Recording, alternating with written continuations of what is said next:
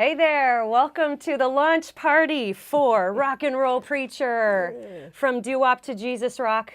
I'm here with Chuck Girard. I'm Chuck's daughter, Elisa Childers. Welcome everybody. We're so glad that you're joining us to celebrate the launch, the release of a book that's been a long time in the making, hasn't it, Dad?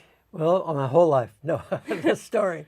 Yeah, I've actually been writing it for I started off on yellow legal pads on airplanes. How many years ago do you think when you Probably started? 30 years when I first started writing my memories down. And then, of course, I got my first computer and I had to put it all in manually into the computer, and then I worked from there. But I actually got more serious about really putting it together in the last 5 years because I felt it was time to get it out. I'm getting to that age right now where I wanted to do it and not have someone else have to do it for me because I've passed on to heaven. So Wow. I got serious with it about 5 years ago. Yeah. Awesome. But I remember getting some kind of like a rough draft of it many years ago. I mean, could it have been maybe even like 10 years ago? Yeah, it could have.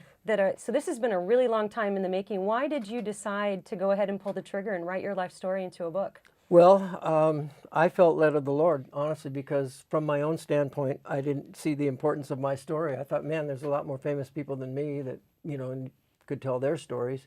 But then as I thought, well, first of all, I felt like the Lord was directing me to do it. But then as I began to actually think about the incidents of my life and the life I led, of course, when you lead your life, unless you're, leading some amazing lifestyles of the rich and famous, you don't think about it as being that extraordinary. I didn't anyhow. And so, once I started collecting all my memories and everything, I thought this could be a pretty compelling story. But the main motive for it was that it would be my testimony so that people could see what God did in my life and in detail. Because I tell all these stories from the stage all the time, but I have to tell them in really short bursts, So this was an opportunity to really expand on all the cool stories and the fun stuff that happened in my life. I wasn't the biggest star in the world, but I sure had a lot of fun and met a lot of big stars and had some fun with people. So I felt it was not only a good book to be my testimony, but also an interesting story. So. Well, what I particularly loved about reading through it, well, of course, you're my dad, so as I'm reading this, I'm remembering some of these stories, but there was a lot I didn't know. And one of the cool things that I think I had learned this before I read the book, but it was like in my adult life that I learned that you and Keith Green did sessions together before either one of you were even Christians. Yeah, he was only 13, and I was about, I was probably 8, 9 years older than him. I worked for a guy named Gary Usher, who had co-written a big song with Brian Wilson of the Beach Boys called In My Room, and I was working as a studio background singer for Gary, primarily doing hot rod surf, Beach Boy, I won't call them rip-offs, but Beach Boy clone type songs. And Gary kind of moved into another phase of wanting to do maybe a little more, what I guess I won't use the word serious, but a different kind of music that would have more mass appeal. And he was finding these younger artists. That there was a girl named Beverly Williams who was only 13, and my friend that'll be on in a minute, Greg Van Krugel, and I wrote a song that she recorded. And so anyhow, we got this call to go in the studio with this 13-year-old protege, we were told. And never met him before or anything. And we walk in, and in walks this little guy, totally blonde, fairly short 13-year-old, sits down at the piano and just totally rocked the house, and his name was Keith Green. Well, I didn't know anything about him at that time, except he was really talented. And we did, I think, 6 singles for Decca, and then I lost track of him. And then years later, 8, 9 years later, the Vineyard had started in my living room, and some of the kids from the people from the Vineyard were coming to me and saying, a guy named Keith Green got saved and he says he knows you.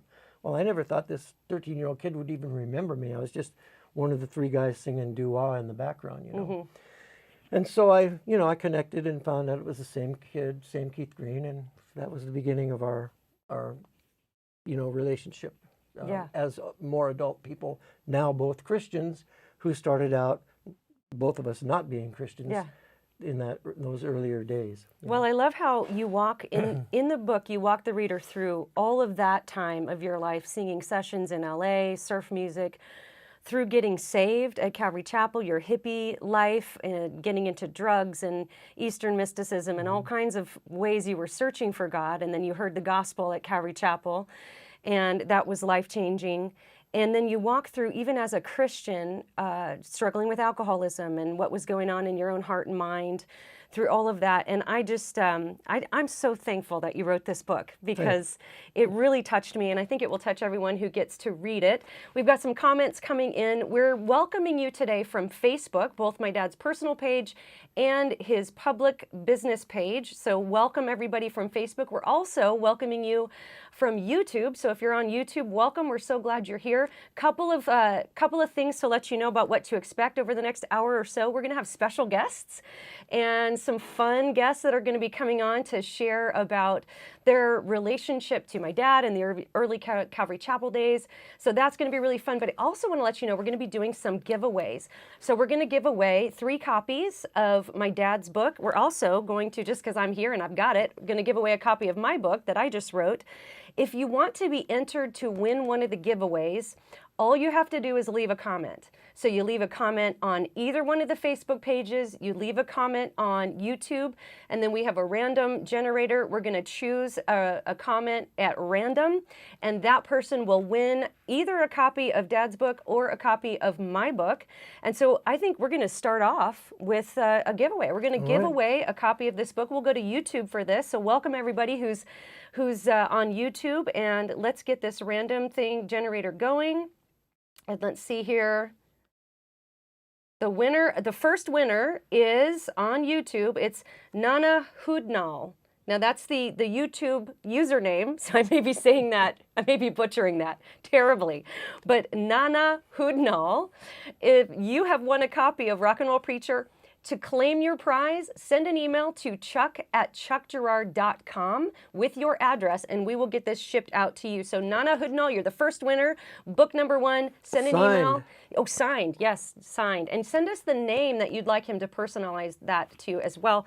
And if you'll send an email to chuck@chuckgerard.com, we will get that shipped out to you right away. All right, are you ready for the first guest? Because you mentioned this connection with Calvary Chapel. I mentioned how you had shared in your book how you received Jesus at Calvary Chapel, Southern California. We have a Calvary Chapel pastor. I'm very excited about this guest. I'm probably more excited than he is, because this is one of my favorite Bible teachers in the country. So we're going to welcome Skip Heitzig, Pastor Skip Heitzig from it's Albuquerque, yes? Albuquerque, New Mexico. Albuquerque, yes. Yes. That's right. Welcome. I'm here. We're so glad you're here. Look at this. He's got I'm it. here with the book. So, Pastor Skip, what is your connection to Dad, love song, the early days of Calvary Chapel? How did you get connected with this ministry? Well, I was one of those fortunate teenagers that went to the tent in Costa Mesa and heard Love Song do a concert. It was probably 1972, and I gave my life to Jesus in 1973. So the biggest thing going was Love Song at the time. And I've always loved Chuck's voice. I knew about his background with some of the bands he's been in, Castells, Hondells. And it was just exciting. I loved the music drew me in. And I grew up a Catholic and a very traditional church, Calvary Chapel. I know Chuck grew up a Catholic as well. And I remember hearing him sing from the piano and tell his stories. So there was just a compatibility. I really love going through this book. This was not just a trip down memory lane, but it really is. I honestly, I think I was around page 140 today, and I started weeping because Chuck, you were talking about Lonnie Frisbee and how the Spirit was moving and how you were filled with the Spirit and what God was doing in your life. And I remember and I long for that kind of revival and intimacy in the church once again. Yeah, Well, we're so glad that you joined us tonight. I mentioned this before you came on, but my family, we do a little devotional every night where we pick a sermon and we listen to it through the week, so 10 minutes at a time, and you're on our rotation of Bible teachers that we listen to at night. So I was so excited when this is the thing. We were talking about who could be possible guests, and your name came up, and I was like, wait, you know each other?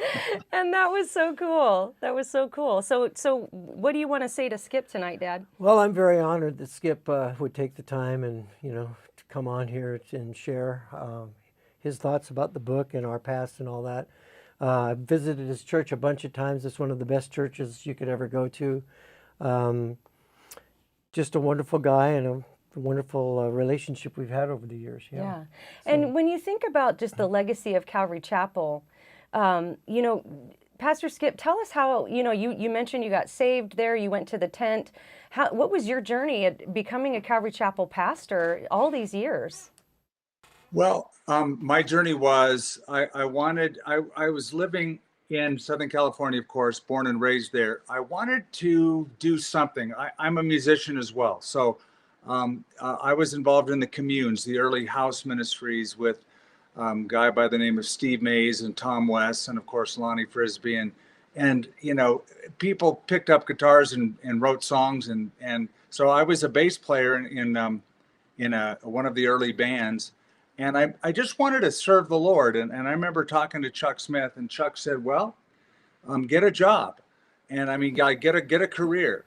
And so I decided I'd go to college, and I went to, I had medical training in radiology. So my professional career was in medicine. And I moved to New Mexico with the ability to practice at a local hospital and a clinic, and then start a little Bible study. When the Bible study grew too big, that demanded my time, I just got on the phone and called Chuck Smith and said, well, now what do I do? And it was Chuck who, said, look, you're on your way to building a church. And so really that's how our church started. But I was hoping that the Lord would use me in a church. Listen, it was testimonies like your dad's that gave me the impetus to try anything, to be open to the Lord. The lyrics of your dad's songs still run through my mind to this day. I mean, I find myself singing them. I sing them to my grandkids. It formed such part of the theology of my early Christian life that it's still with me. And I thank God for the heritage of Chuck Girard and Love Song. Thank you, Skip. Wow. That's awesome. Pretty cool. You have no idea, I know. So cool. Well, if anyone wants to listen to some great Bible teaching from Pastor Skip Heitzig, you can go to YouTube, and it's called Calvary Church with Skip Heitzig. You can listen to the weekly sermons there. What else is going on with you, Pastor Skip, that you can tell us about, or where can people connect with you online, or all of that good stuff? Well, we have a YouTube channel as well. And of course, the church, Calvary Church, like you mentioned, Elisa. I'm really excited about your book. Thank you for sending me a copy. I've heard so many people around the country talk about you and your ministry. And gosh, what a great thing to pass on. I love when you did Little Pilgrim, by the way, at Calvary Costa Mesa. I think it was like 2009. Yes. I've been living there. I moved back to Southern California, and I was teaching for Chuck every week his Sunday night Bible study, which was an honor. And then I left and came back to New Mexico, but you showed up, you and your dad, of course, and you did that beautiful song, Little Pilgrim, not only to honor your dad, but I love the whole story you told about Chuck. Yeah. It was just great. So were you there that night? No, Okay. I wasn't there, but I've seen the clips Seen the since video. then. So just to give a little background for anybody watching, and I think this is on YouTube somewhere. I think so. But when I was a year old, I was dedicated at Calvary Chapel by Chuck Smith. And I mean, Mom told me this story. Obviously, I don't remember this, but Chuck Smith held me up and said, "Can you sing Little Pilgrim?" And so the story that you're talking about is that I had been brought into, I guess, lead worship at Calvary chapel, because I'm also primarily a musician first before an author and all that stuff.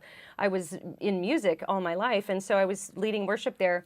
And I thought it would be kind of cool to answer his question, can you sing Little Pilgrim? So Chuck Smith was sitting there on the stage, and so we surprised both Chuck Smith and my dad, Chuck, by answering the question with a yes. But then the extra surprise was that my sisters and my two nieces came out and sang it with me. And I don't think you'd ever heard them sing before, had you? No, here was my side of it, right? So Lisa has, when you do Chuck services on Sunday, you do the 3 morning services and then you do the evening service. So I was at all the 3 morning services. It was her morning. I wasn't singing. And so then when it came time for sound check that evening, my wife said, well, you need to stay behind with our grandson, Matt, because you have to babysit. Well, what they're doing is setting it up so I wouldn't see the surprise, right? So they came back to the church and they get it all ready. So when I come in to the service, it's, it starts out and Elisa sings, I forget what you started with, but all of a sudden she tells that story and then she starts to sing. And about halfway through, was it sometimes Hallelujah? About halfway That's through, right. she sang Little Pilgrim, which was the first time I'd ever That's heard right. one of my children sing one of my songs in public, by the way. I don't know if you realize that. I don't think I did. And then she finished with Sometimes Hallelujah, and right in the middle of that, I don't know if you remember Kathy Gibson. Yes. Yeah, Yeah. Kathy was Chuck's worship leader. So I'm watching Lisa sing Sometimes Hallelujah, and these 2 women come out on stage, and I'm kind of thinking, what's Kathy Gibson getting, what's she doing on stage? I didn't recognize right away that it was my daughter and my granddaughter, and they all 3 sang Sometimes Hallelujah, and I'm just like a mass of blubbering tears on the back seat. It was such a powerful moment for me, but it was all set up. It was all a surprise for me, and a surprise it was. And it is on YouTube. I don't know what keywords you'd have to use, but Yeah, it's probably just go through the search, it'd be on there. Yeah. But yeah, well, that's cool. That's Great a night, great yeah. memory, because I hadn't thought about that before you brought it up. So that's pretty cool. But Pastor Skip, thank you so much for joining us tonight, just to reminisce My a little joy. bit and celebrate. And once again, everybody find Pastor Skip's sermons on YouTube. It's Calvary Church with Skip Heitzig, great Bible teaching. And thanks so much for joining us tonight. Joy to be here. Thank you for the legacy, Chuck. Thank you for the years of faithfulness, passing it on to your daughter, your granddaughters, your whole family. You guys are a ministry family. You've impacted the world, and we're the recipients of great blessing because of that. Thank you. Thank you so much, Skip. Bless you. Thank you. All right, let's read a couple comments here while we're getting ready for our next guest. Here's a comment from Facebook. Back in the 70s when I was playing, and this is John Miller. Back in the 70s when I was playing in rock bands, I got saved and felt my days of playing music was over. Then a friend gave me a love song album and my life was changed. Here was a band that not only made beautiful music, but they touched my heart and set my spirit soaring, driving me closer and more in love with our Savior. Thank you, Chuck, for your commitment to serve our Lord with your gift and your life. Wow, What a thank you. nice comment there from John Miller. Okay, so we have another guest that's going to join us, and this is another Calvary Chapel pastor. This is Mike McIntosh. Hey, Mike. Mike, are you there? Are you with us? There he is. Pastor Mike, how are you? Well, for an old guy, not bad. Good. I second that emotion. Yeah. Hey, Yes. I wrote a quote down here when you were talking to your dad before Skip came on, and Chuck said he wasn't much of a star, but he meant some stars and blah, blah, blah. And then I quoted you said, well, of course, you're my dad. And so I wanted to remind Chuck that you're always a star in your That's right. daughter's eyes. That's That's right. right. Well, and I have to say, even as a kid, like I was the kid that really dug it, that Dad was, people knew him. I would, he'd show up to pick me up from school and be like, my dad's name's Chuck Girard, you know him? It's like, I heard a story that one of you kids, you had to come home and say, Mom, is Dad famous? yeah, I All think my that was kids' Kristen. mothers know Yeah. who Dad is. Yeah. I think that might have been Kristen because I was very aware. Yeah. Okay. So Pastor Mike, Calvary Chapel Yes. pastor, my dad told me this story about you before you came on tonight, that you were sort of a quasi distributor of the love song albums. Do you remember this? That you would Get in your Yeah. car. No, I guess you should, maybe you should tell the Yeah, story, you'll what tell you the story. remember, and then you can tell me what you remember about this, because this is kind of an interesting little connection with Yeah. Love Song. Before before I was the director of Maranatha Music, I set up a little company in my garage of distributing the Maranatha albums, and I'd drive around Southern California and go to all the music stores and Christian bookstores. And then when your dad's album came out on Atlantic, I went and pre-sold 5,000 of them throughout Southern California, and then I went to Atlantic Records and wanted to buy them, and they wouldn't sell them to me I think it was because Liberty Records.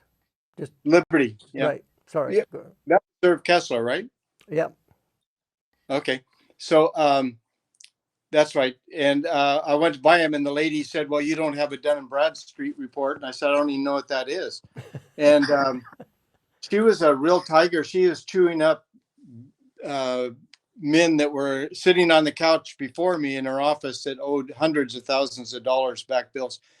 So I told her my story and how I had come to the Lord and how important this music group was to me, and the lyrics and the sound of their music is for our country. And she happened to be friends with Irv Kessler, who was one of the directors of Liberty Records. And she said, "I have a friend that's Jewish like me, and he goes to Pat Boone's Bible study every week and wants me to come. Should I go?" And I said, "Yeah, sure." So she opened up an account, and that's how the first Love Song albums even got into the Christian community.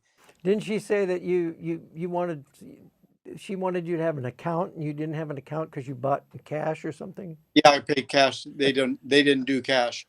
But they Yeah, did for you.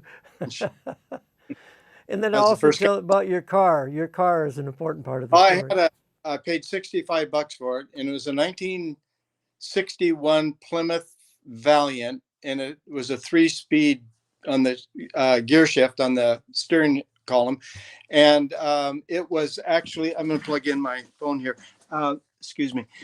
It was actually missing second gear, so to get it on the freeway to go from Huntington Beach to Los Angeles, you had to get going as fast as you could in low gear, get onto the freeway, and then just miss going second gear and throw it into third gear and try to catch up. But the headliner was messed up, and I'd always wear a sport coat, so I looked like I knew what I was doing.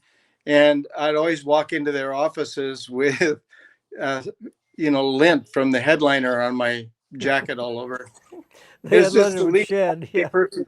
Yeah, yeah, that's just the least likely person that would help do something like this.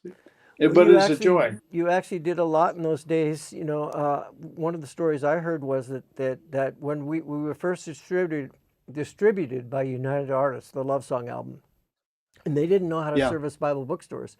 And the story I heard was that they didn't want to service small orders, and there was a Christian secretary there that would collect all those orders, and maybe she gave them to you. I don't know, but those orders would have just been dismissed because there were 5 yeah, records or 6 yeah, records, and they didn't want to deal with that. So, in your own way, you really helped it all get started. You know, until we figured it all out, how it all worked together, because we were yeah, wanting to be secular artists and affect the world, you know, with our Christian message. But so that's why we're on a secular relationship with Liberty Records. Anyhow, go ahead, Mike.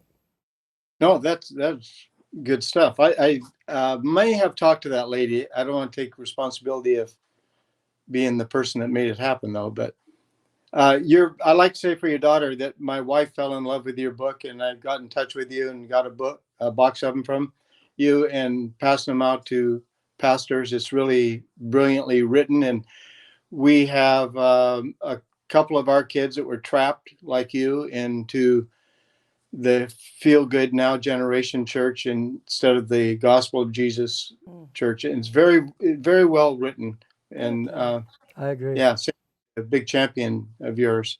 Well, I got to tell you, I am thankful to people like you and you, Dad, and just the legacy of Christians that were in my life, rather, you know, if I knew them directly or even just influencing my family and the broader, you know, the broader scope of who we were around. But I got to tell you, you know, when my faith was in crisis, when I was really doubting whether or not this whole thing was real or not, which is kind of the journey that I chronicle in my book. It was people like all of you that had given me the real gospel, and I knew that it was real and it was true, and not that Christians were perfect in my life, but that they were very authentically Christian in the sense that I never was under the impression that Christians were hypocritical, people who said one thing and did another. So I'm thankful to the legacy of people like you, Pastor Mike, and Dad, and just the legacy of the gospel being handed down. And so, yeah, I'm so grateful for you guys and thankful to have you on the show tonight. Thank you. It's a privilege for me to be before with you you. go, Mike, why don't you tell a little bit, a short version of the whole thing with the Manila, because that probably won't come up outside. Oh, that's true. Yeah. segment. Well, the Beatles were really big in Asia, and Imelda Marcos, the president of the Philippines' wife, Ferdinand Marcos, she had invited the Beatles to come under her personal invitation, and she was kicking them off in the Philippines at the Manila Hotel, which is a beautiful old rustic redone hotel.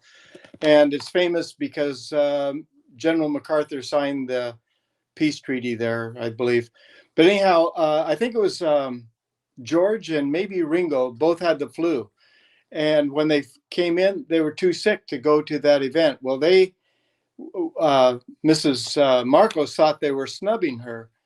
And so she proclaimed Beatle records won't be played in the Philippines anymore. And she actually outed them.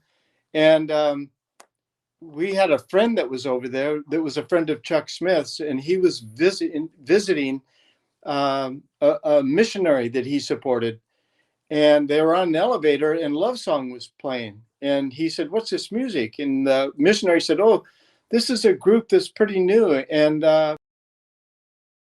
Oh no, we lost him. We switched. What happened?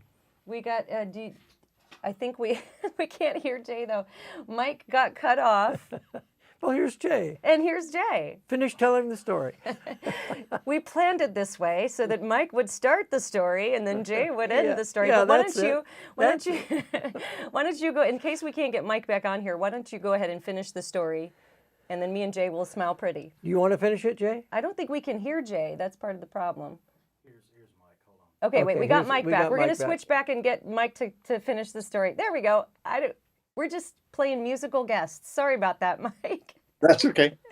So you can go ahead and finish your story there. Sorry to bump you, Jay. Out of there.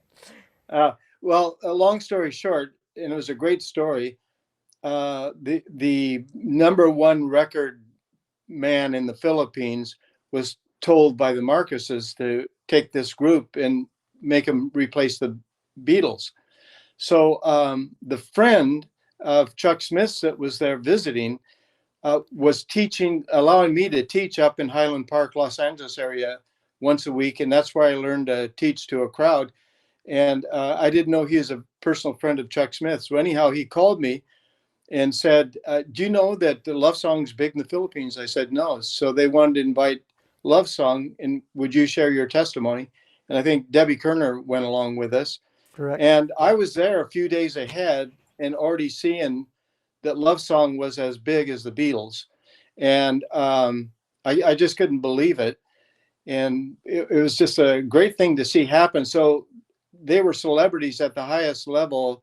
And the guy in charge of customs wanted his daughter to sing at the concert. It's 5:30. In exchange, he would rush everybody through, and they stopped the airplane, I think, away from the tarmac, and gave them special treatment, stamped their passports. And I said, "You guys aren't going to believe what's happening." And it took them a couple of days to get over the jet lag. And then they found out when we go to the coffee shop or to a restaurant or somewhere, everybody wanted their photographs and wanted their signatures. And it was just a fun thing. And then we got to the Rizal Memorial Baseball Stadium. And it was packed every night. I forget how many thousands of people. But if you had long hair and you were a man, the Philippine Army would stop you on the streets in Manila at rifle point and shave your head off because you're either a communist or a hippie drug addict or a drug salesperson. So we carried a letter with us in our passports that said, Love Song, Mike, and Debbie can all have hair over their ears, signed by the edict of the President Ferdinand, which was a silly thing. But you guys, if you remember, you were on the late night talk shows. It was just super. It was like being the Beatles. It really was. I want to make It clear was. they only shaved the hair off their head. They didn't Yeah, shave their head yeah. off. Yeah, and then the stage was a beautiful stage. They did great artwork with Love Song and a heart, and it was for the Valentine's Day weekend. So they played off of the love, and we were out at second base on the stage, and you could smell the marijuana rolling through that entire stadium. There were 5,000 chairs on the field from home plate out to the stage, and then 10 or 15,000, whatever it is, in the stadium each night. And you could smell the dope. And when they heard our stories and our testimonies, they came by the thousands and accepted the Lord.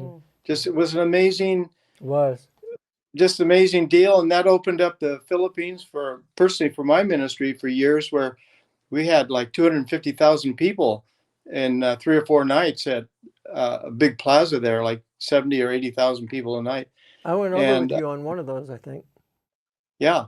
And you guys, they got known through Asia. It's just unique. It taught me how to do business in the music world, but it prepared me for being a pastor in San Diego and traveling the world. And I saw, do I have time to give you a little anecdote here? Sure. I saw, because I love your dad, and he's instrumental in me meeting Jesus. And the thing that got me was, and you've mentioned this, the authenticity. He's never been anybody other than who he is. No matter what shapes he's in, he's not going to put on a show for anybody. And he's a very loving person. I was at Orange Coast College, and I was running for student body president because I owned a house at the time in Huntington Beach, and my brother was a member of his Communist Party USA and the Students for Democratic Society. So I rented him and 3 or 4 other communist student radicals a room in my house. And so I learned all of their strategies and what they do on campuses. So I'd go to the campuses after them and then disrupt them. And they'd want to kill me at night when I get home. But anyhow, Chuck was singing and sharing his story. And I was sitting on the ground there thinking, what? And I had a horrible, horrible LSD trip that led me to believe one night I was shot in the head and I was dead for 2 years. And it took a miracle, but it was your father and Love Song. Their music captured me because I was majoring in music. I was going to go to UCLA from there and write soundtracks. I figured I could, through music, get the message out of our country's being overtaken. And your dad shared, can I share what you shared, Chuck? Sure. It's your old name. He had shared that he had taken over 200 LSD trips. And I said, what? I remember John Lennon didn't even take that many. And I thought, I only took a couple, and I went nuts. And he intrigued me right there. And then he started talking about Jesus. And I said, but out in public, can you do this and play such good music? But it caught my attention that I was so far lost mentally that your dad had perfect pitch, could play the piano, the guitar, could just harmonize beautifully, could write great music, and still have had those kind of problems. And I said, well, I'm going to go to the church. And somebody in my music class said, well, they're going to be at church. You want to go to church? And that's how I came to the Lord. And a month later, I went to a prayer meeting, and I was healed of brain damage. And the rest is pretty much history. Hallelujah. It's a testament to the power of the gospel, isn't it? The gospel that you have all passed down to your kids and grandkids. And I know that we are grateful, and I know your family's grateful for you as well. Yeah, I got to leave you with this one thought, though. It's very important, is that your book at this time is extremely important because what you're writing about it's almost replaced Christianity as we knew growing up. And it's very sad because it's very deceptive. And in June of last year, 2020, Barna Group did a research, and they found out that one out of every 3 evangelical Christians were no longer, since March and February, since COVID, were no longer attending their church nor following on the internet. 1/3 of Christianity disappeared last summer. It's falling very quickly right now. And the things that are prospering appear to be pretty much that which is false doctrine. And it's another Jesus. It sounds like it's Christian. It's everything your book talks about. It is so important that book is there right now, because I'm talking to pastors and they don't even know they're into false doctrine, and they're seeing what has happened to them, and they're trying to get away from it.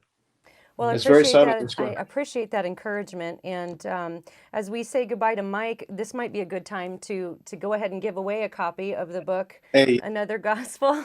So this is a book that I wrote just as Mike was talking about my journey of experiencing doubt, really as a result of being a part of a inner circle type class at a progressive Christian church. And so this book talks about the movement of progressive Christianity and how that contradicts the gospel. And so, Mike, thank you so much for joining us. We'll say goodbye to you, and then I will say the name of the winner of this book we'll go to Facebook for this one. And this is the winner here is Sally Joe. So Sally Joe, you won a copy of my book, and I'll sign it for you if you'll email chuck@chuckgerard.com.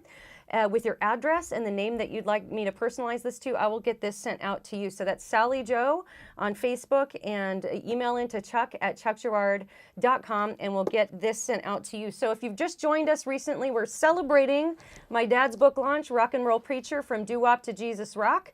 And we have special guests today. We're doing giveaways.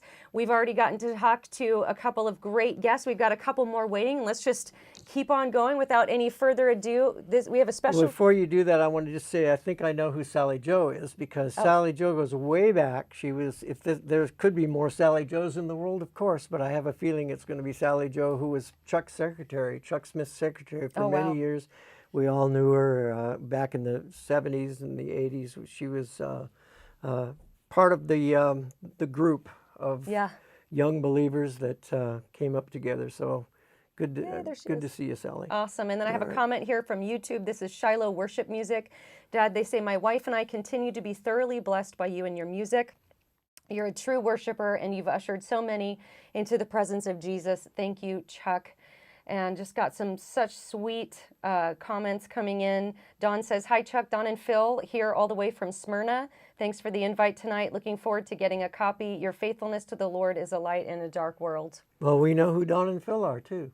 All right. They're the Everly brothers. No, they're friends of ours from Tennessee here. Bless you guys. Well, speaking of music going way back, we have a special guest. Now this goes way back, Dad. So this is from pre-Christian surf music days, a little band called the Castells. We're going to welcome your old friend, Greg Van Krugel. Greg, are you there? Oh, we can't hear him. We had this problem earlier. We don't hear you, Greg. Okay, let's do this.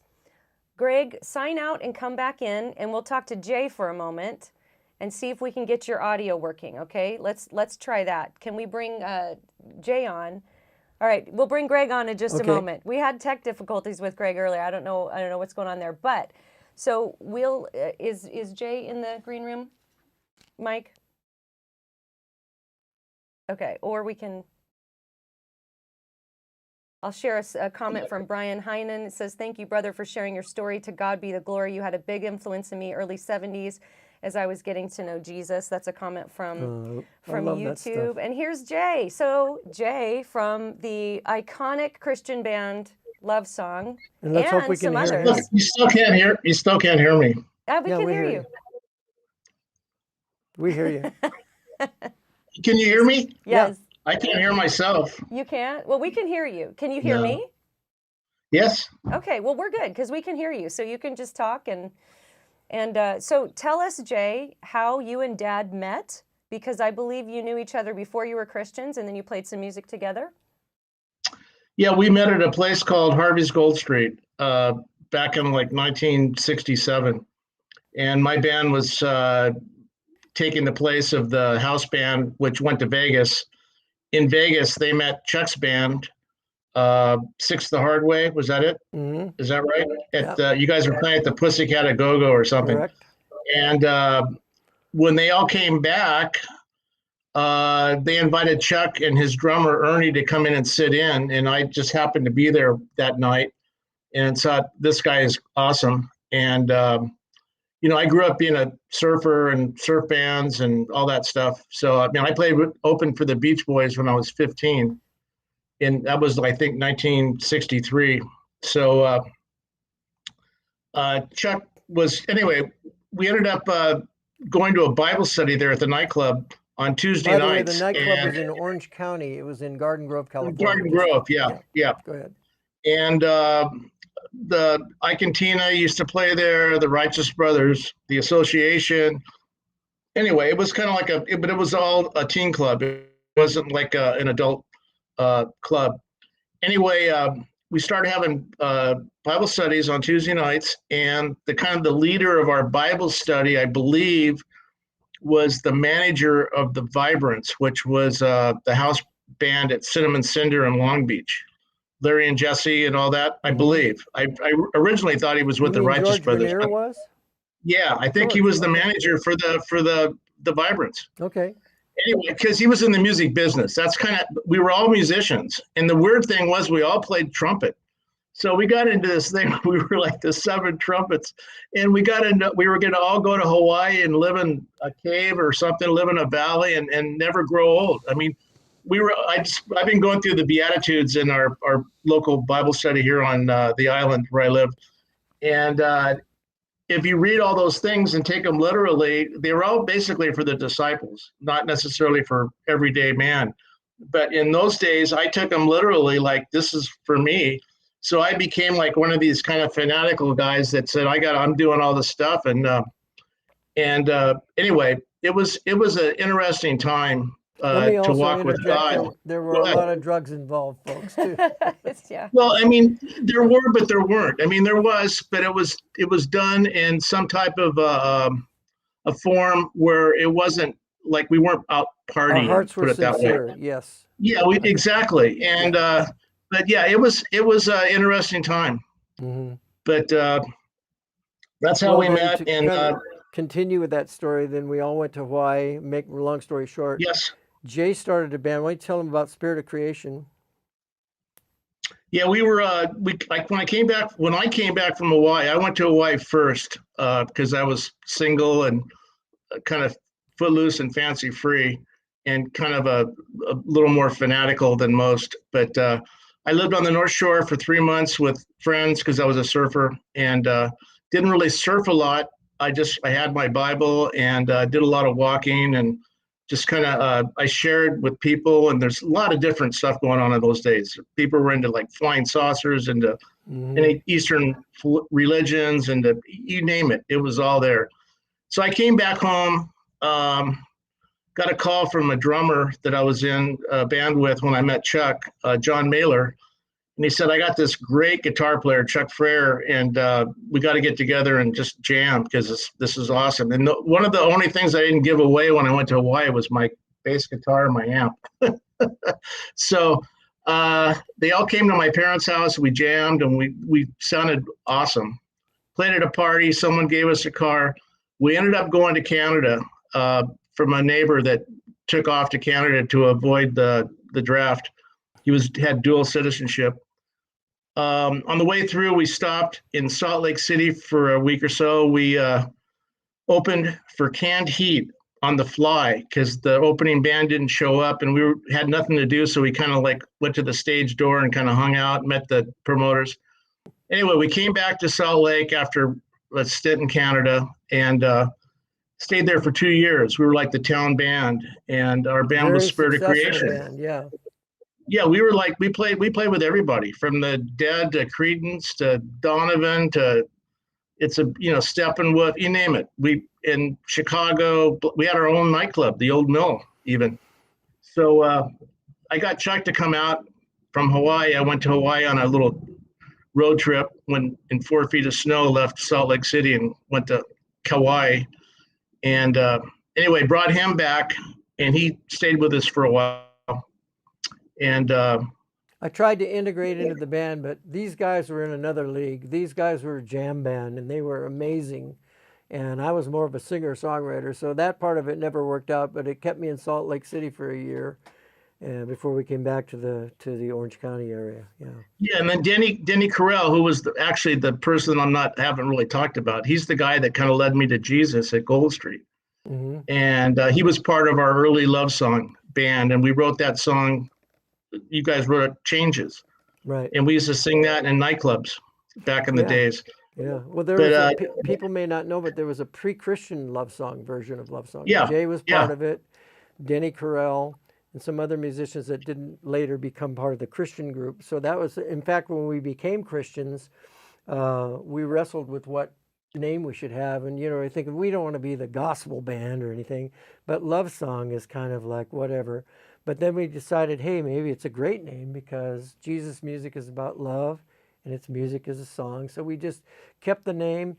Part of it is because we'd been playing in nightclubs under that name, and we thought that might draw some of the people who were fans of us in nightclubs to Calvary to hear the gospel. So that was part of the reason we kept the name. Yeah. Well, Yeah, Jay, I remember we asked Chuck Smith about that, and he said, "Yeah, that's good." So Yeah. go ahead. Jay, you're a major character in Dad's book, and I got to read a little bit about your life as well as I read through this book. Whoops. And Wrong. one of the cool stories that that I didn't know was about Jay finding you on the beach. Well, that's what he was just saying. Yeah, it's just and then the just that whole time living in Hawaii, because growing up I'd heard so many different stories about it, but it's really cool to get to read. So if people pick up a copy of this, you'll get to read more about Jay and about Dad and their time together in Love Song. Jay, thanks so much for joining us tonight. It was You're welcome. great to talk with you. And Thanks for coming on, Jay. It's okay. and as we say, I'm on a delay. This is like really weird. oh yeah. Well, we'll I'm say like, goodbye I don't to know, Jay. I'm like a And then, 10-second delay. Yeah. All right. Well, we'll say goodbye to Jay, and we'll go ahead and give another copy of the book away. So we're going to go back to YouTube for this. So the one receiving this it's Damascus Pictures, and I think I don't know if that's a person. I'm sure it's a person. But if you are Damascus Pictures, you've just won a copy of Rock and Roll Preacher. Send an email to chuck@chuckgerard.com with your address and the name that you'd like Dad to personalize the book to, and we will get that sent right out to you. Well, we have just to finish that Yes. story that Jay started when he came out. He came from Salt Lake City to get me to join the band. I had gone over to Hawaii with Denny Carell and his two very young daughters. I think 6 weeks. I mean, it was crazy. And they decided, we thought we were going to go be part of the New Jerusalem, that it was going to be on the island of Kauai. And, I mean, it's crazy stuff, drug-induced biblical interpretations. And so they left. There's a lot of that going around these days too. So they left a couple of weeks after we got there because the kids couldn't take it. And they said, we're sorry, but we got to go home. And so I was just hanging out by myself. And I was out on the beach one day. I had bought this little 3/4 size guitar to learn to play guitar better. And it's almost like a hallucination. I see this guy coming toward me. Realize no internet, no cell phones at this time. There's nothing. I was unreachable. You couldn't get a hold of me if you wanted to. And it's Jay coming across the sand, and I'm going, what? What are you doing here? And I didn't even know Jay had a successful band at that time, I don't think. So he came up and he invited me to come to Salt Lake and join the band, and then it went on from there. But you just can imagine what a just sitting there playing your guitar and probably stoned on something, and there's Jay. Yeah. Crazy times. Yeah, they were crazy times. Well, here's what we're gonna do. We're gonna try with Greg again. Okay. And while we're bringing Greg on, if we can't hear Greg, we're gonna at least wave and say hi to Greg. But why don't you, as we're bringing him on, why don't you explain who Greg is, how you guys knew each other, tell a little bit about his role in your life. Right. Well, we're traveling back in time now to my first group before I was a Christian. The very first group that I ever put together was a group called the Castells. And the original members, we were trying to get Warren on here too, but I guess Warren is... I think he had a power outage is what it looks like. So. Well, Warren was one of the original members, and we were going to have him on today. But when we did finally what happened was we had a little group, and we put together a demo. and we went to Hollywood and with our demo to get a record contract, and we did get a record contract. So when we got signed to the record company, Warren's parents were religious, but in a good way. They were real Christians, and they didn't want him to be a part of that scene, Hollywood scene. So they did not give him permission. He was underage, and they didn't give him permission to come with us to join the group, to be in the group when we moved to Hollywood. So we got another guy named Joe Kelly, who is now deceased, and Warren was not able to be part of the group, but he was part of the original group. So then another guy, original member named Bob Ushery, left the group, and Greg was my best friend in high school, and he was a musical guy, and we knew that. So I thought, well, why don't we get Greg to join the group? He can sing harmony, and we weren't a musical group. We were, a harmony group. Like someone had said, we predated the Letterman. And so that was the kind of group we were. It was vocal harmony, and so Greg joined our band and actually we only made one album, and Greg was not involved in that album, but we made a number of singles after that on different labels, and Greg was on all that. And then we wrote a couple of songs together too that got recorded by different people. So Greg, that's my history of Greg. Can we hear you? Am I there? Yes, we can hear you. Greg, welcome. So if you're hearing me tell the story, go ahead and fill in any blanks. I will. Actually, I was thinking about this morning, and we actually knew each other when we were probably 14 years old in junior high school, when we first met, and became pals in high school, as you said, and went through quite a series of antics, a few of which you've written about. Yes. Some of them were a little untoward. A lot of alcohol involved in those days, yeah. And a few Saturday nights where we swore to go to church on Sunday and didn't. But the upstart of it all was that and this is a story I have to tell. I was brought in to substitute for Bob Ushery, and they were looking for another guy to replace him. And so I said, well, I know the parts because Chuck and I were roommates, and the guys would always rehearse at our apartment. And so I knew all the vocal parts and fairly well. And so I substituted in just to fill in for Bob. And we were at Pandora's Box in Hollywood. Which was a very popular club in those days. Yeah, and that's where this photograph was taken. And probably one of the only photographs of us performing together. With you in the band, at all, period. Yeah, it's probably maybe the only photograph I know of us live. Yes, and we have to thank our friend here, our friend Sylvia Martin, a Castells fan in the UK in Liverpool, extraordinary, who gave me this mug, which was really a treat. And anyway, we were singing there. And Donnie Brooks was on the same label we were on, if I recall correctly. He had a song called Mission Bell for the folks that don't remember. Right. My love is higher than a mission bell. Go ahead. And Donnie Brooks was in the green room. And during our set, I was wearing a jacket that did not match, if you look at that photograph closely. And Chuck was introducing me as a new member. And he said, how do you feel? And I said, I feel like I'm going to throw up. Well, everybody went into hysterics. And because my jacket didn't match, and it was, I was acting uncomfortable just to be silly. Well, we got into the back room in the green room, and Donnie was there, and he asked the guys, "Who is this guy?" And they said, "That's Greg. He's my roommate. He's just a substitute till we find another guy." And Donnie said, "You ought to hire him." So I kind of think, that Donnie Brooks got me the gig. I think so. Yeah. Well, I don't know why we didn't have unusual. You in. I don't know who we thought we were going to replace you with, but you were great. So, we never looked back. Donnie nice Brooks also, by the way, for the folks that would be interested, became a Christian toward the end of his life. And he has gone to heaven. He died about 10 years ago, I think. But yeah, we went on the road. I went on the road with Donnie a couple of times, and he was a major part of Era Records, which was the label that the band was originally on. Yeah. And in fact, some of the photographs you have from Texas are with Donnie, and there was Donnie, Jan, and Dean Roy, and his wife Orbison, and I forget her name now. Is it You might Claudette. remember. Yes, and so those are special times. And of course, I wasn't in the group during those times. But when I finally did join the group, all I can tell you is that, and I've said this to people before, a lot of people love concert music and just can't resist a concert and so on. I have always liked the sonics of recorded music in a studio. And I like the purity and clarity of what can be done in a studio. Now, today, with EDM and all that stuff, there's a lot of phony stuff coming out of studios that's very digital. But in terms of analog recordings, I have a passion for the sound of analog music and recorded music on tape. And I just really like it when it's well done. And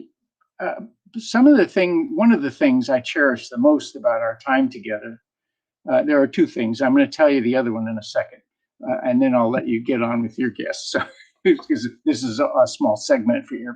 But I loved being in the studio and trying to turn out something decent and hearing the results in the booth and getting excited about nailing a recording. To me, that was one of the biggest treats of all. Yeah. And having the Wrecking Crew as our backup band was just insane. we used to, I keep telling people, we thought they were the stars and we were supposed to be the act, right? But those people were just amazing musicians. Well, we had people like Glenn Campbell and Leon Russell before they were even famous. Played in that group of musicians that later on became Billy known Strange as the Wrecking Crew. Billy Strange and Earl Palmer. And I was an old jazz fan from early on in high school and junior high school. I was following jazz. One afternoon or one evening, we were in a session. Plas Johnson came in on sax. And I went, oh my God, Plas is here. I mean, it was kind of amazing to me, the characters that we met along the way. A lot of rub your eyes moments, yeah. Yeah, it's almost unbelievable sometimes. I remember being at Capitol B and Johnny Mathis was over in A, and or Frank Sinatra, and we kept looking through the window. We couldn't get in. We wanted to see him. So it was kind of, it was a special time. Being in the studio was totally great. And but the other thing I wanted to say, because I didn't go down the same path as you did, Chuck, spiritually. And that's fine. I consider myself a Christian, but not the same kind of Christian as you. I never was a Jesus freak. I never did a lot of drugs either. But I followed a very traditional path in my life. But one of the things probably about our friendship that I cherish most was sitting side by side with you at a piano and harmonizing and making music. That evening, you and Ron came down to that little club in Sunset Beach. We got that phony keyboard and played together. Reminded me of when we were very young. And that is one of the most cherished things that we've ever done together, was just to sit and make music together. And that was in our older years, for folks to know. That happened in the last 5 to 7 years. We went down to a club that Greg was playing at and sang some harmonies, yeah. Oh, that's So but to do it again, and we should do it again when we get back together. In fact, I bought a keyboard. I'm going to make you start working on it. Okay. And we'll have some fun. But all right, man. It was, those are things that were really precious to me in our friendship. Yes. Besides our friendship on its own. And I know before, it has been I would say 50 years, 55 At years. Least, yeah. So here we are, and lucky to be alive, and missing our old pals that are gone. But what can I say? Thanks for having me on, and love you, Greg. Being a good pal over these years. Yeah. I love you back, man. Wow, that's sweet. Oh, my heart's all aflutter. That was very sweet. Thank you so much, Greg, for joining us tonight. And if you want to read more about the time with the Castells, pick up Rock and Roll Preacher, and you can learn more about that. How do we get this? Because isn't it part of how is this only available through Amazon? Oh, yes. Thank you. Thank you for the prompt. You can get this on Amazon. So go to Amazon, pick up Rock and Roll Preacher. Let's get this up in the charts on Amazon. That would be awesome. All right, we're going to fast forward a little bit, go back to a fellow Love Song member, and we're going to bring Tommy on. So this is Tommy Coomes, bandmate from Love Song. Hi, Tommy. How you doing? Hi, I'm doing great, but fascinating. I agree with what Greg said. You know, it's like I remember when my dad was dying. One of his best friends sent him a note saying, "Hey, Bill, we did good." That's about all he said, and that's kind of said it all, right? Yeah. So, but you got a lot of memories with Greg. That's awesome. Yeah. We've been through a lot of years together. Yeah, we actually became not on purpose. We lost touch with each other for a number of years, and about 15, well, probably more like 20 years ago, we reconnected after a lot of years of not really knowing where each other were. I found out it was Yeah. in Huntington Beach, and we reconnected. Yeah. Wow, you right wanna around the Phil corner. At the same time? We can. You want to bring him on? You want to bring Phil on here at the same time? And we'll Yeah, talk he's been about waiting. something? Yeah, we Yeah, got we Phil thought we- Keaggy. Phil Keaggy, the grand finale here. Bring Phil on. Let's all just chat together. I like it. There he is. Hi, Phil. How are you? Good. Hello. Can you see me? We can. Trying to get into a good light here. Hi. Good. It's like it's kind of got that side lighting that's super moody and cool. Yes. We like it. Very, Yes. very. Plus, I think Phil's in a swivel chair. He's kind of going like this. Yes. Can Your you see- cameraman, can you see however, some of my I favorites? think you need a new Can you see some of cameraman. my but favorite albums? look at that. Oh yeah. Oh yeah. Love Song vinyl. Love song vinyl. Anyway, hello guys. Hello everyone. Hey. Hi. So Phil was in. Weren't you in Love Song for a while? I mean, everybody knows I Phil was. Keaggy, but you were actually in Love Song for a little bit, weren't you? I was in Love Song for 3 glorious months, and it was one of the greatest memories of my life. It really was. If I could speak from my heart, I would like to say that it was Jay Truax that contacted me back in the spring of 1973. I was about to be married to Bernadette. And then a month after Bernadette and I got married, we drove in our van. It was 18, I was 22. We went a month after we got married. We drove all the way across the country from Youngstown, Ohio to, I guess it was Costa Mesa, there in Southern California. And we drove directly to, I think it was the tent where we rehearsed. And that's where I met Tommy Coomes in his Gibson SG, and Chuck with his piano, Jay with his jazz bass, John with his drums. And I got to play guitar for one of my favorite bands in all the world, Love Song. Yeah. And I mean, I have to say, when Jay contacted me, I was flabbergasted because I was in my rock band called Glass Harp, and but when I heard the first Love Song album, actually I heard a demo tape before the first Love Song album. The band kind of changed my life in many ways because I was so moved by the vocal harmony and the music and the composition, and Chuck singing and Tommy singing and the harmonies that Jay provided too, and Johnny's wonderful final touches, drumming on Final Touch. It was just lovely music, and it touched my heart, and I'm so grateful that I was able to become a member for a short time in this wonderful band. Well, we were honored to have you, my brother. Oh, thank you so much. So, Tommy, Don't you?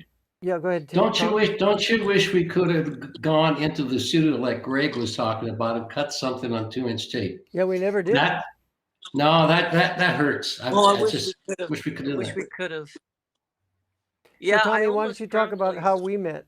Oh, I'm sorry, Phil. This kind of gets cross-vibed here. Finish what you were saying. Oh, I'll say it briefly.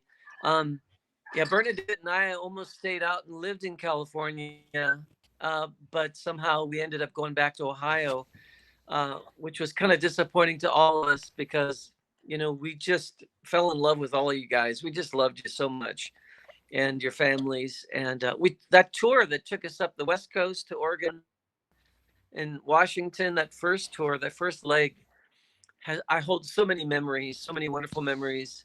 And it was one of the great experiences of my life to be with you guys. Thank you so much.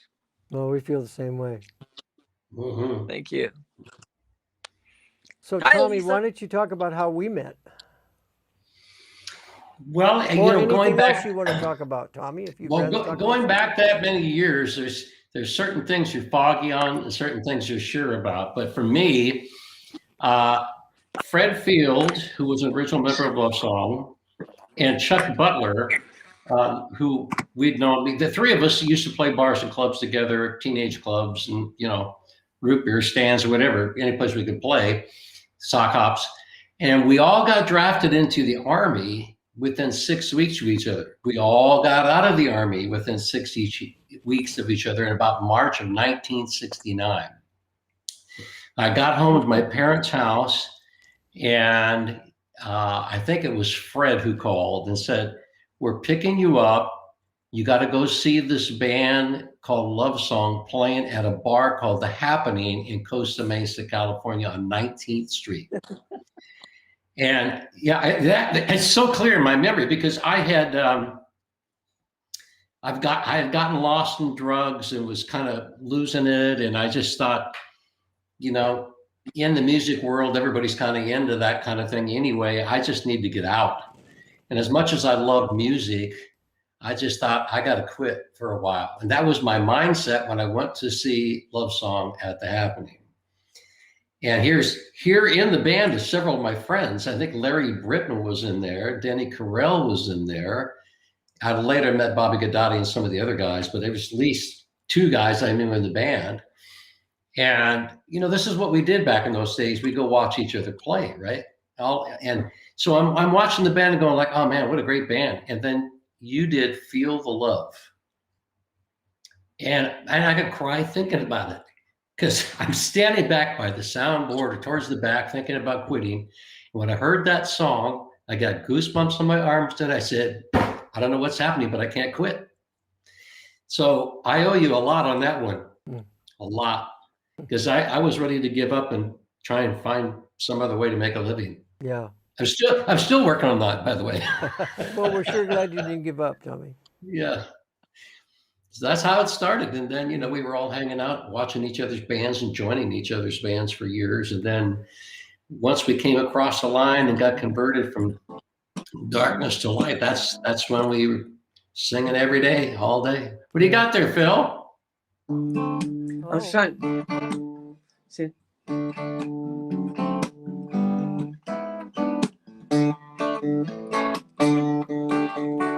Little country church on the edge of town. Great second line. People from everywhere for miles around, meeting there for Sunday schools. This very plain to see. It's not the way it used to be. I don't know if we can Yeah. do that. No. Gotta do it. Talking about religion no more. They just want to Praise praise the Lord. No, I don't think so. Yay. I think I still remember some of that. Oh yeah, we did that on Brian Mason's show. That was actually, I saw that recently, and it was pretty good. Little impromptu version of Little Country Church. Of course, when you have one of the greatest guitar players on earth, it's it helps. And I love how his guitar is just like right there. Just happened always. to be Just there. boop, here we go. Phil Keaggy's Yeah, got a this- guitar right next to him at all times. Oh yeah. It's just Oh yeah. third arm. Oh, that's great. Hey, Tommy, guys, one of thank- my favorite stories about you is when they would you guys would tell us from the stage about when you were first playing at Calvary Chapel. And what was the story about that you couldn't play weekends? Oh well, or- that's the story of how we started playing at Calvary. You want to take that, Tommy? Well, it's a great story, and a central character in that is Fred Field. But Oh, we it's we Fred, were okay. living down in South Laguna, That's right, it's Fred. about a half a mile or a mile from Timothy Leary and all the Laguna Canyon drug nonsense.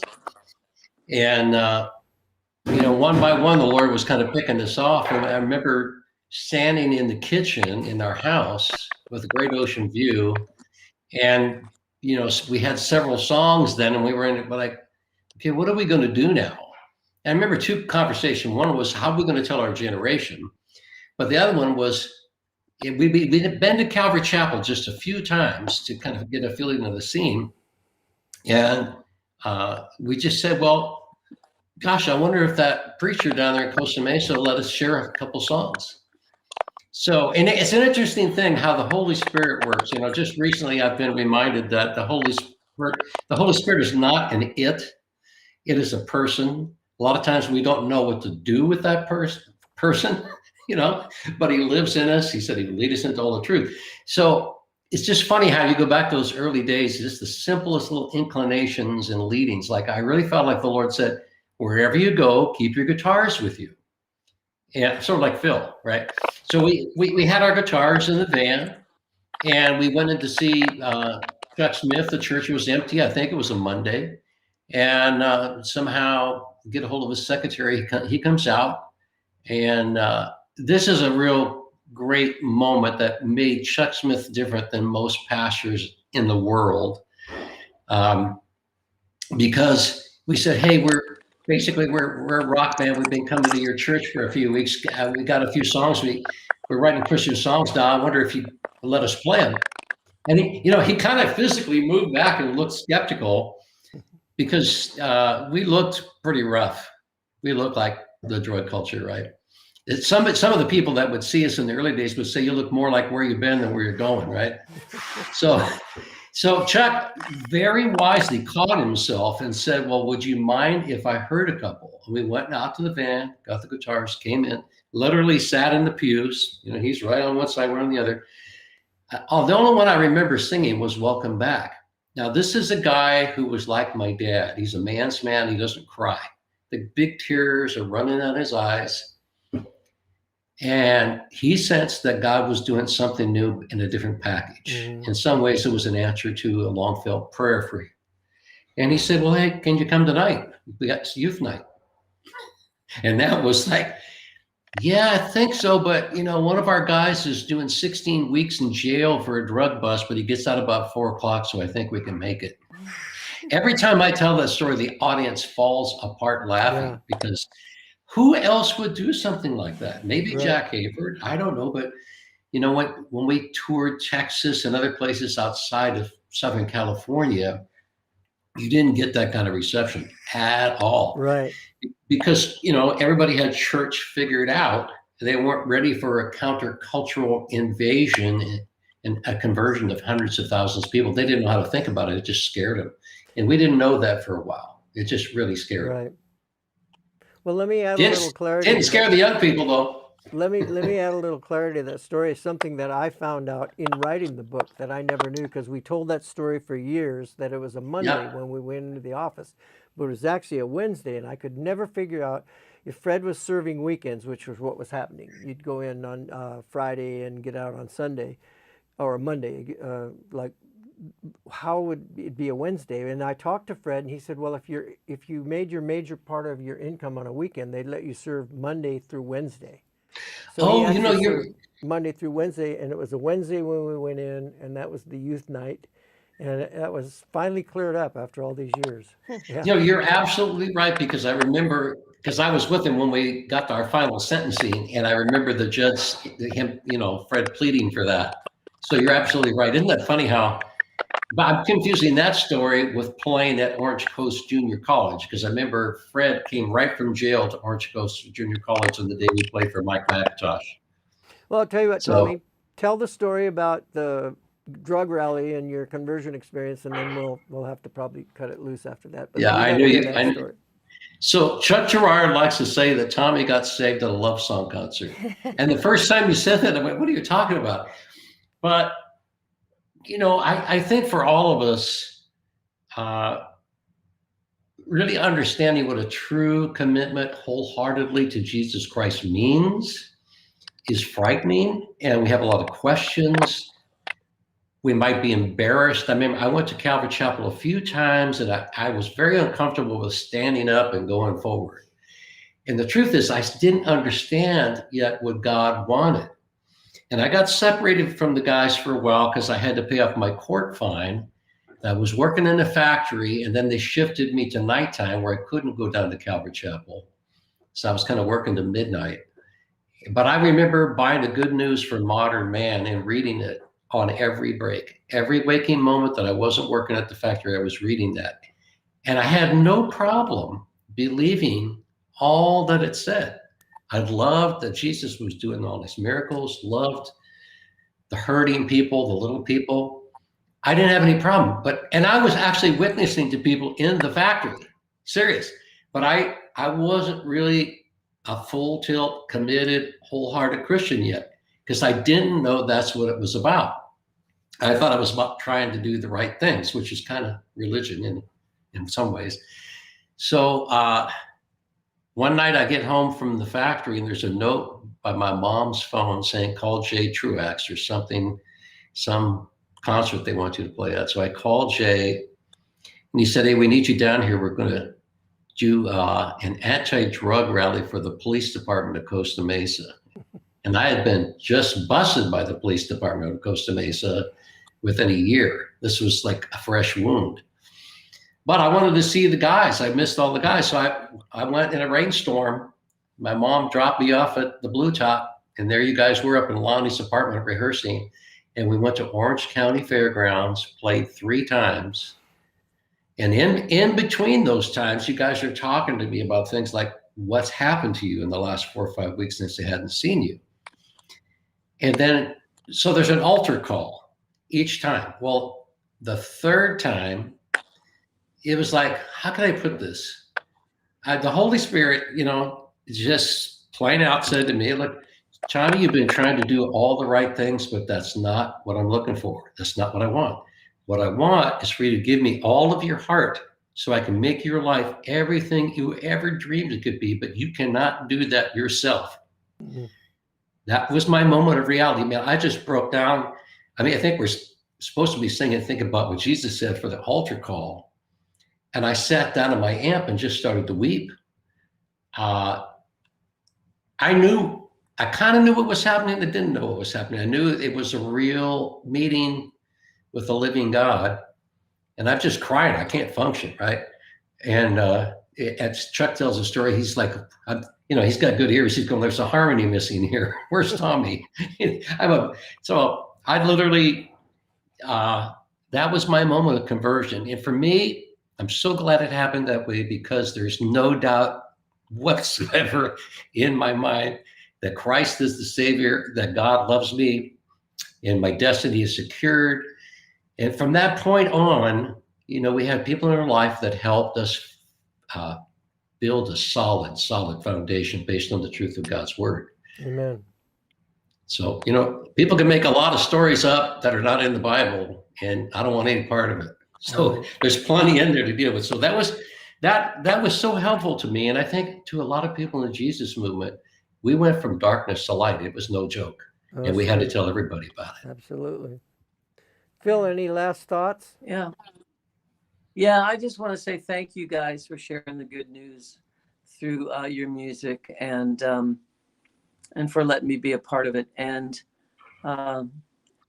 almost half a century later, here we are, 48 years this year since we played together.